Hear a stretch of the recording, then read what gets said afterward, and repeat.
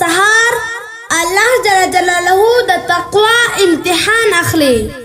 د غوښو او د وینو نه اخلي الله جل جلاله صرف تقوا ته ګوري غوښ نه ګوري نو وینه الله جل جلاله ته رسیږي او نو غوښ الله جل جلاله ته رسیږي الله جل جلاله ته تقوا رسیږي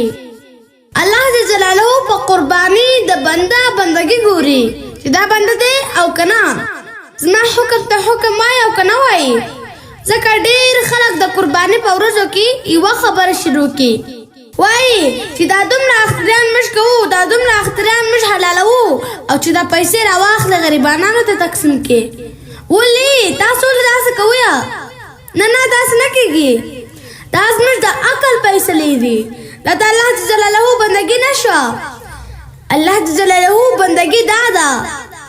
چې الله جل جلاله وای دا کار وکي نو ته به ډېر احترام کوي دا الله جل جلاله حکم نه کوي بیا به دا پیسې زه غریبانو ته ورکم نو څومره حاضر به وشي څومره فایده او د غریبانو شبه به وشي نه داس نه کیږي باید داسې ونسي خپل عقلونه جنګوي او د الله جلاله او د حدیثو خلاف دا خبرې کوي دا ګناه ده دا څه نه کوي دا ګناه